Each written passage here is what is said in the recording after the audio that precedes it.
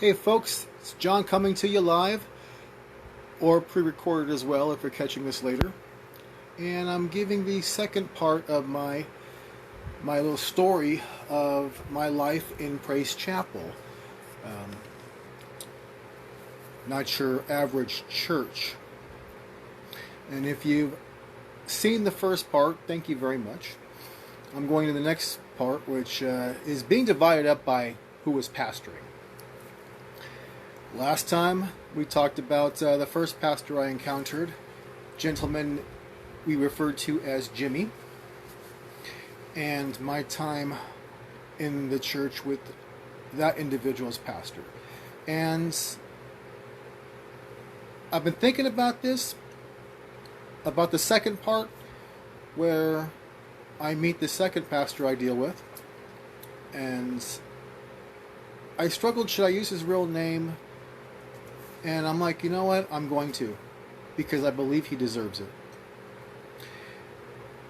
For all the good, all the bad that Praise Chapel may have done or does or did, from my perspective, Pastor Jack Neville was probably one of the best men I ever met. And there's a lot of reasons for that. Unlike Jimmy, who was a man in recovery and reached people who were in recovery, and that in itself was a great work, Jack Neville and his wife Clarice were much older for all intents and purposes. During the time I was in Praise Chapel, which was in the mid to late 80s, Jack Neville had already been in ministry for nearly 50 years. He was born in the 20s, served in World War II in the United States Army, and from there went into ministry. And I know nowadays, in the 21st century, and a lot of it had to do with the public scandals that appeared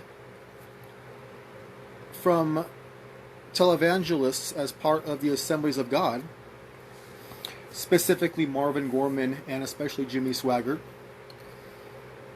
And we also nowadays hear about the problems the Catholic Church is having. So a lot of people, either they look for reasons to not have faith, or they just don't like being told what to do and they see hypocrisy. But from what I understand is the message is a message. Okay? And ministers deliver a message. You know? I mean, a good analogy would be, just because the guy who delivers your mail doesn't pay his taxes, should you ignore that IRS bill? Is it hypocrisy for him to deliver a bill to you? He's just delivering a message.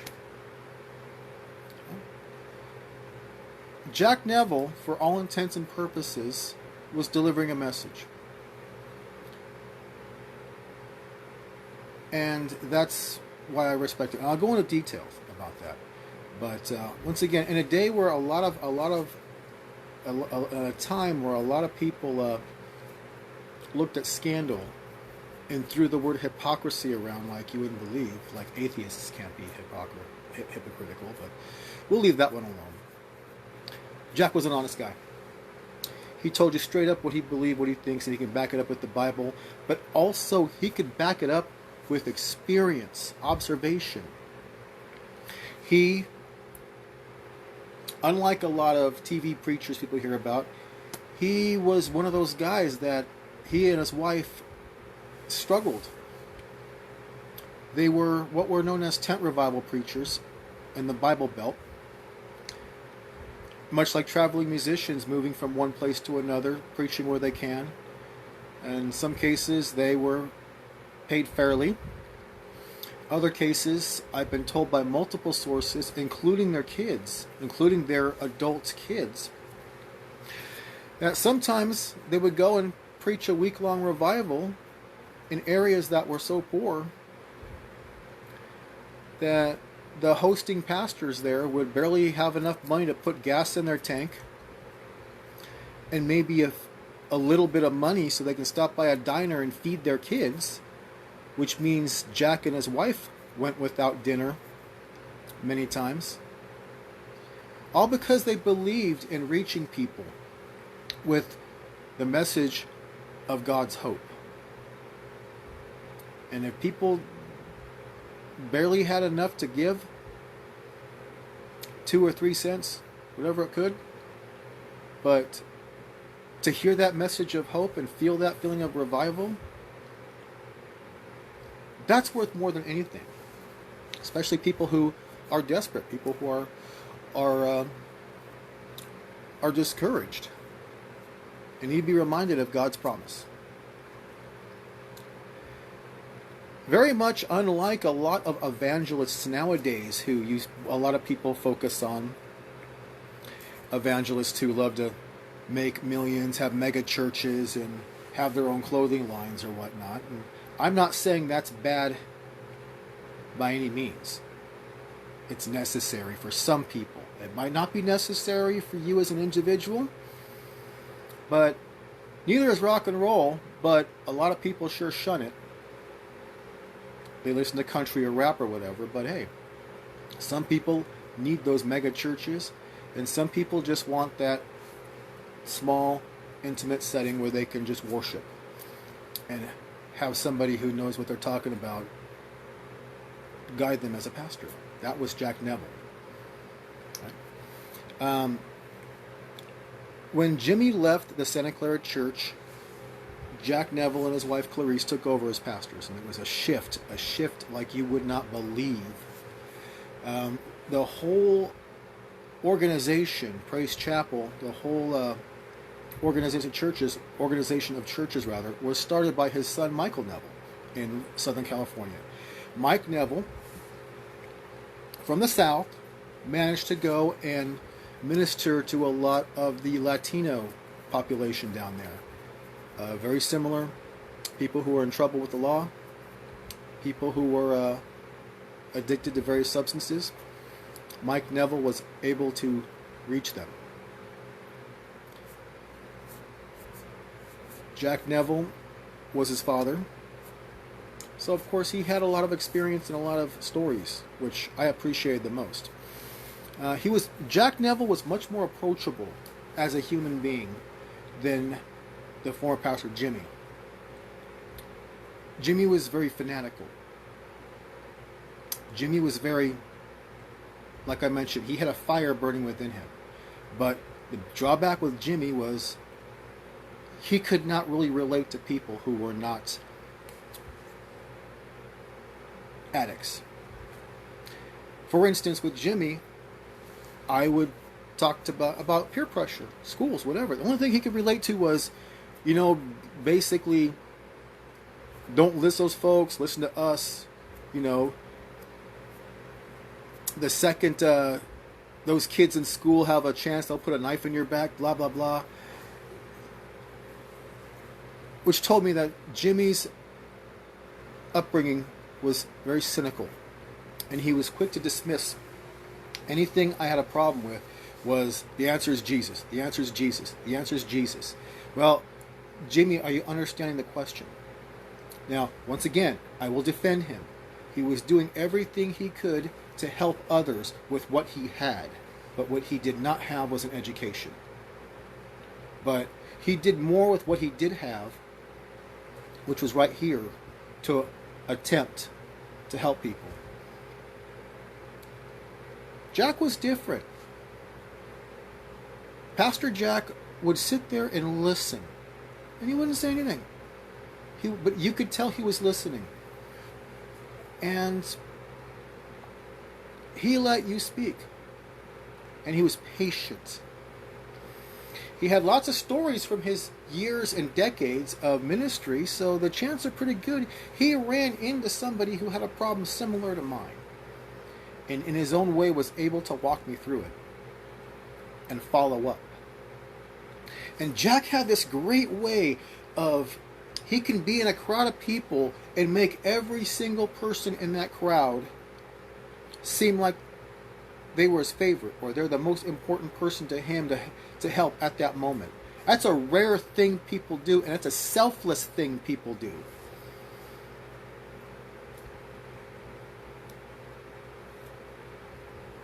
And I think this world needs more of that. The drawback, if there was any drawback with Jack Neville and Clarice Neville, is they came from the Bible Belt. Okay, those of you who understand, know what four square churches are, know how kind of hardcore they were. A lot more domineering, but a lot less cult-like.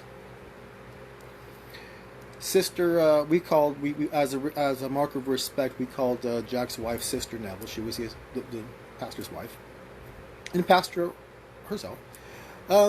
She'd tell us there were times, years ago, decades ago, that if the church needed money to operate and they didn't get enough in the offering, they would lock the doors and say, "Hey, we need more. We need more." And let me remind you too, this isn't like, the TV preachers today that drive new cars or whatever. There's a large church in San Jose, for instance. It's a mega church, and when I was working for HOAs, I knew the pastor of one. I knew the house the church owned, and it was gigantic, and I saw the cars he drove, which were expensive. Not to mention how much his golfing fees must have been. But I also know that some people want that big mega church, and they will be part of it. Okay, this was not that back in those days, in the Foursquare days, in the 50s, 60s, in the Bible Belt. The chances that pastor had a clunker of a car that barely ran. There could be like maybe one or two light bulbs in the whole wooden church. That good wind will get the boards creaking. These weren't the mega churches or big organizations that people might think of today. Back in those days, sometimes the church barely had enough money to operate.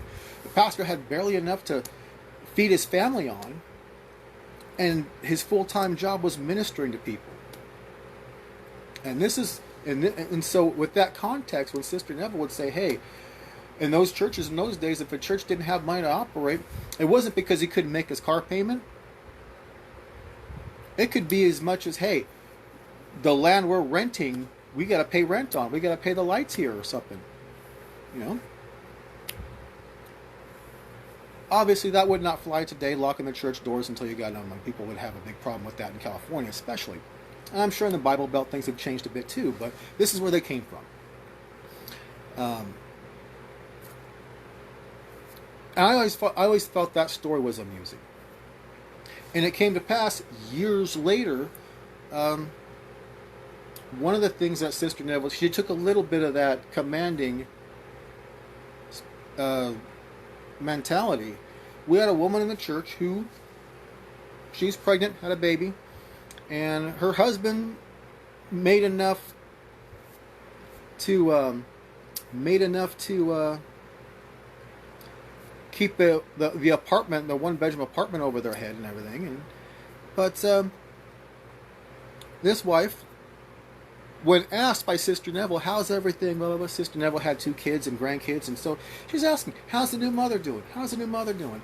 And this new mother told her, "Well, I love being a mom. I love this blessing God and this responsibility God gave us. However, man, it is very difficult to take care of a child and keep the house clean and whatnot."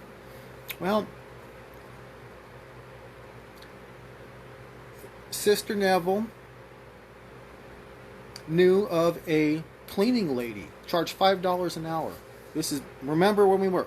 This is back in 1986. She charged $5 an hour. So Sunday morning, after the normal worship service, which I was a part of, by this time I was in the worship band. I played the guitar, sometimes played the drums poorly, but after the worship service and some quick prayers, benedictions, announcements, we took our offering for the church. And afterwards, Sister Neville came up and said, "I'm taking second offering." I'm like, "Ooh, what is this?" But it was specifically for that congregants, that mother. And it was specifically to hire this cleaning lady who charged $5 an hour. to help this mother get her house in order twice a week. And I was put back at first, but I'm like, you know what? This is what a church should be doing, trying to help each other as needed. There were some times, well, this particular time, Sister Neville said, if I can't get your money, I want your time. Yeah. And some of the younger girls that were my age would go over sometimes and help clean, do dishes, whatever, vacuum. And if they couldn't get any volunteers to go over and help for a few hours a week, Sister Neville wanted our money, and that money went straight. It wasn't, oh, we're going to skip. No, it went straight to Sister Neville's hands into an envelope. Called the lady who was cleaning. She spoke very little English, so we had lots of people who spoke Spanish. Worked it out with her. Even another woman in the church would drive this cleaning lady to and from. No charge at all, just volunteer. These kind of things really stuck with me about how the Nevilles operated. They were patient. They looked out for their congregation. They did what they could. Believe me, they had no problem chastising. You mess something up, you're going to hear from it. But even walking away from a chastising from Jack Neville, part of you walks away understanding and feeling that, hey, you know what? I need to hear that. And he said that and did that, not for his own ego, but to try to make me a better person. Not just a better Christian, a better person. And therein lies the difference with a lot of ministers out there. I'm not saying a lot of ministers are bad. Some should not be behind the pulpit, and some have a right heart, but can use some skill or education. That was a time where definitely I was involved in the worship service. And Sister Neville did play the organ during worship service. And that was also the time my dad was really rising up into ministry. It wouldn't be long before he became assistant pastor. And this is a testament about money too. Out of the offering for the church, which ran the church operations and everything, it was made public that Pastor Neville did draw his rent for his nice 2-bedroom apartment in Santa Clara, which in 1986 wasn't very much compared to nowadays. You know, it was just like, you know, $300 or $400 or something like that, something very reasonable. He drew that from the offerings of a church. And one might think, well, what do you live off of? Well, Jack Neville was also a well-known evangelist, so and he was well sought out. So it was not unusual where 1 week out of any given month, 12 times a year, he would be he'd be booked, so to speak, to go and preach a revival or preach a weekend revival. A revival is a number of usually 3, 4, 5 nights a week of church services, worship, lots of singing, lots of dancing, and lots of message of encouragement. And he was he was hired out to do a lot of these things, and that's where he earned his money to live off of. To make his nice car payment. He did drive a nice Nissan Z, which I thought was awesome, because once a month he went out and worked for it. And at the time in 1986, Santa Clara wasn't a very. I got my Jamba Juice here, so I'm gonna. Thank you. Santa Clara Silicon Valley was a very comfortably economic place to live in. It's not what it is nowadays. So while Pastor Neville was gone, a lot of times my dad and a few other head members of the church would run things. And of course, my dad, those of you who know my dad, can be a very charismatic guy, especially when he was a minister. And I was starting to feel a little bit of pressure. Now, for all intents and purposes, I honestly think that the people in Praise Chapel at that time were just trying to encourage me. But no 15, 16, 17-year-old kid wants to constantly hear that, wow, you got big shoes to fill, you're Jim Viduya's son, blah, blah, blah, blah, blah. I bet you're going to do this, or I bet you're going to do that, I bet you're going to... it became overwhelming for me.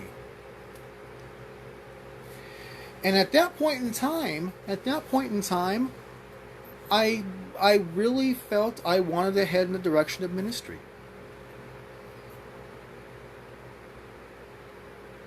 But I knew for certain I wanted to find my faith. Not that I hadn't found it.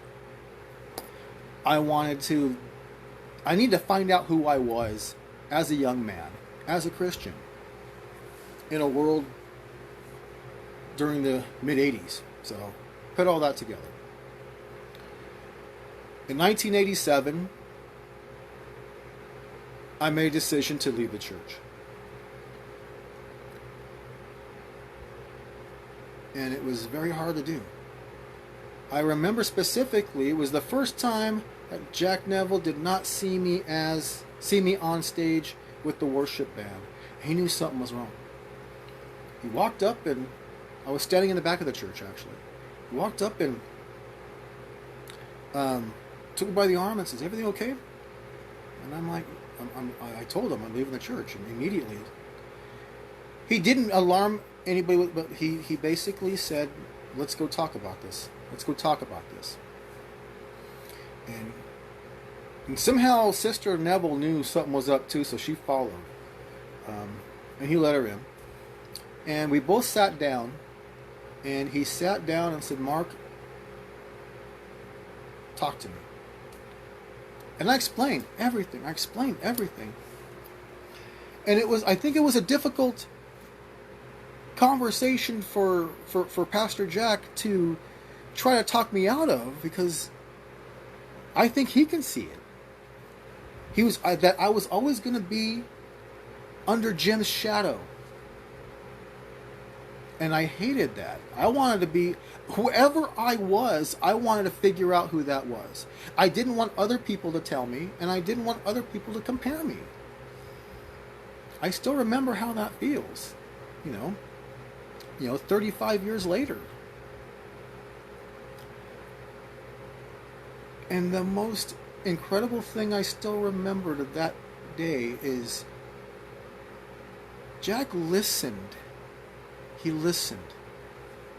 He didn't break apart everything I was saying as I was saying it. Excuse me.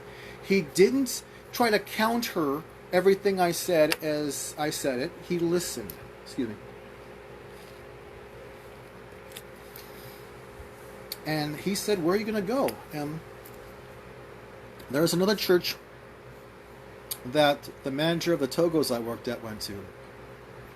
She invited me out, and I felt comfortable there. I figured I'm going to go there. That was Vineyard Christian Fellowship.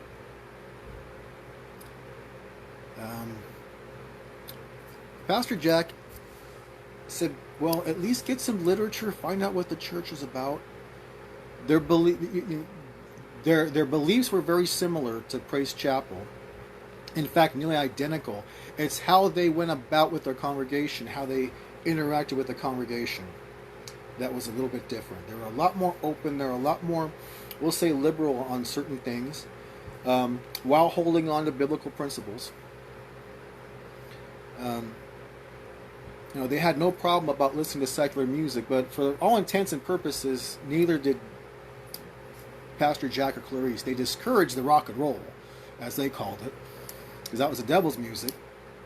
But it wasn't unheard of if somebody stopped by their house, you'd hear Sister Neville blasting Patsy Cline or country music. So, hypocritical, I will not call it that, but it is what it is. But at least I remember Jack Neville listened to what I had to say.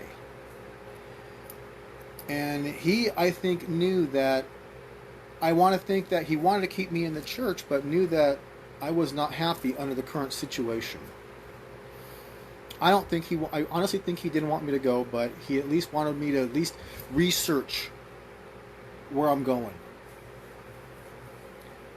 All this time, however, and I'm laughing for a reason, And it's not to disparage anybody, but Sister Neville was standing behind Pastor Jack as he sat with his hands folded talking to me, person to person.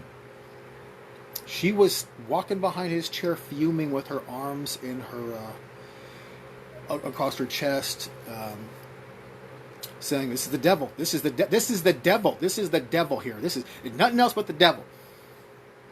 Even to the point where Pastor Jack had to turn around and say, "Clarissa, let's let him talk." And she was best intentions, but I honestly think she just wanted me to stop talking right there because she knew it was the devil and there's no point. Not that I was the devil, but the devil was some kind of influencing me to leave the church. Which wasn't the case. I need to walk. I need to go. I needed to find out who I was in this world. Pastor Jack, I think because he knew he couldn't force me to stay. Remember, the Nevilles did not run Praise Chapel, Santa Clara, as a cult. They encouraged me to stay, but Jack knew. And that may be the same reason why he grew up in ministry, but figured, hey, I got to get out, and that's why he joined the army. That's why a lot of young men at that time, they need to get out of town or whatever, find out who they are. You join the army. And he came back and entered ministry, but maybe he needed to do that. So I think he related a little bit. His sons were in ministry, Mike and Larry. I honestly think he can relate. He was able to relate. Sister Neville? No, it was the devil, and Marcus should just shut his mouth and do what he's told and follow Jesus. Take from that what you may. But the very fact that Jack Neville did listen to me and gave me, and that wasn't the last time I saw him. I saw him here. Remember, my dad was still assistant pastor, and I loved seeing my dad play in the worship band, even if it was without me. That's fine. And Jack would always come, "How you doing?" And I'm like, he's like, "I'm doing great." One time he said, "I'm doing great." He's like, "Well, I'm praying for you. I don't want you to do great. I want you to be back here and do great." But he also knew that I needed to do what I needed to do. He would also ask me if I would share some of my hair, because at the time I had lots and lots of hair, and he was bald. So he had a bit of a sense of humor. And like I said, all the time, he was able to make people feel like they were the most important person to him at that moment. And sometimes it's all someone really needed was someone to talk to. And that was Jack.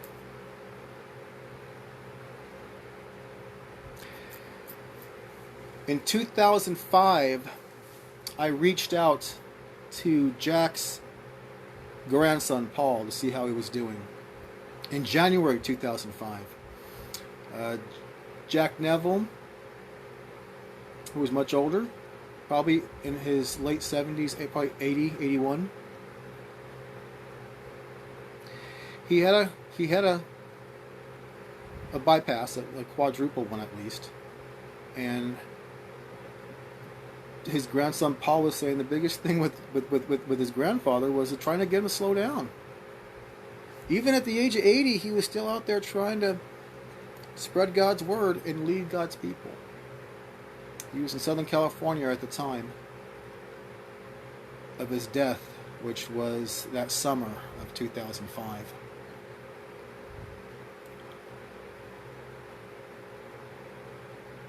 And to this day, I miss that guy. There aren't too many people in the world. I'm not one of them. That's why, even with my degrees in theology and in behavioral science, I knew I'd never be either a minister or a counselor or a psychologist. I just don't have the patience, and I acknowledge that. Jack Neville was one of those men who had the patience to listen. And sometimes that's all And he knew this. Sometimes it's all people may need. Sometimes Jack may not have to say a word. He just needs to let people work and get out what's in their head and in their heart and in their soul. And sometimes talking things out, the person gave themselves the answer, but they needed that outlet. Someone they trusted. Someone that wouldn't judge them. Someone who cares. That was Jack Neville.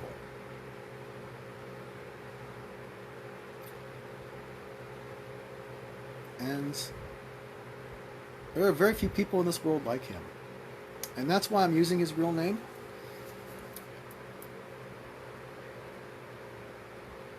And part of my life changed when I left Praise Chapel. And a bigger part of my life, years and years later, 20 years later, died when I heard Jack Neville died.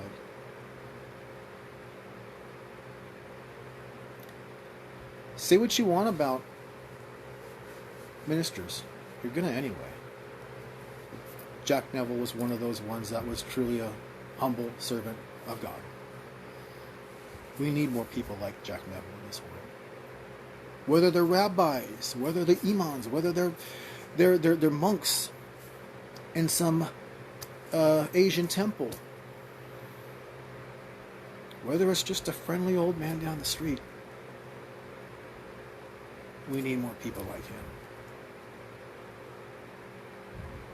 And part of the reason I am who I am today, a little bit, maybe more, has to do with Jack Neville. Thank you for listening. Catch up next time on the darker years I was involved in with Praise Chapel. Take care.